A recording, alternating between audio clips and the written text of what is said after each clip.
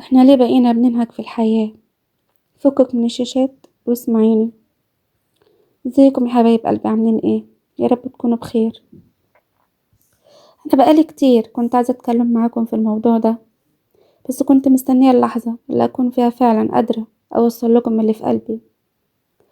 احنا يا جماعة بقينا عايشين في سباق وهمي، سباق احنا اللي حطينا نفسنا فيه، وبقينا طول الوقت بننهج واعصابنا مشدودة. تفتكروا ليه؟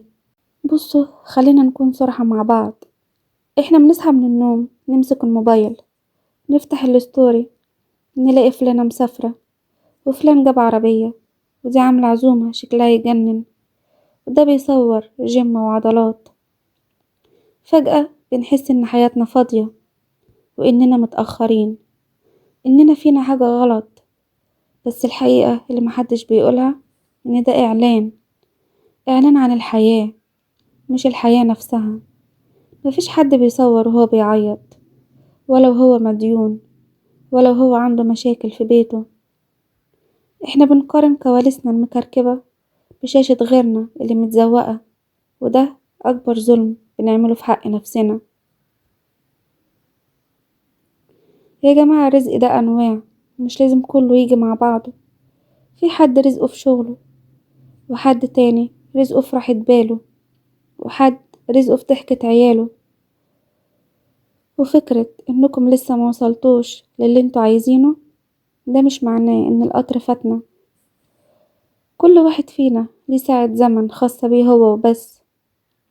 ما تخلوش الترندات والناس اللي بتستعرض حياتها تحسسكم انكم قليلين.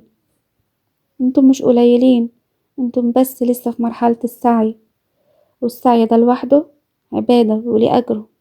ونصيحتي ليكم وليا المرة دي، عايزين نركز في ورقتنا.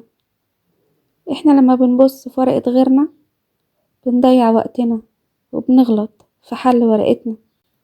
اللي غيرك وصله النهاردة يمكن انت توصله بكرة وبشكل أحلى كمان.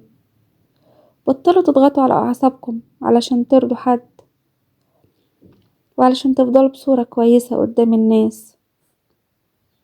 البسوا اللي يريحكم، واشتغلوا الشغلانة اللي تسندكم، وعيشوا حياتكم على قدكم وببساطة. والله العظيم البساطة هي اللي بتجيب السعادة، مش المنظرة الكدابة. الحياة صعبة ومشاكلها كتير، ومش محتاجة اننا نصعبها على نفسنا بالغل او الحقد، او اننا نبص للي في ايد غيرنا. ارضوا باللي معاكم، واشتغلوا على نفسكم بهدوء، وهتلاقوا الابواب بتتفتح لكم في الوقت اللي ربنا شايف ان هو صح ليكم انتم. انا حبيت بس اطلع واقول لكم الكلام ده النهارده، لاني بحبكم، ولاني شايفه ان احنا محتاجين نطبطب على بعض شويه. ولو عجبكم الكلام ده ياريت تشاركوني في التعليقات. ايه اكتر حاجه بتحسسكم بالضغط في يومكم، وازاي بتعرفوا تفصلوا وتريحوا بالكم؟ وشكرا انكم سمعتوني. ولو حبيتوا كلامي ما تنسوش تشتركوا في القناه علشان عيلتنا تكبر سوا.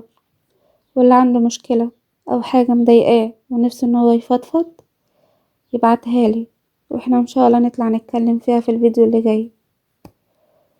واشوفكم ان شاء الله في الفيديو اللي جاي. مع السلامة.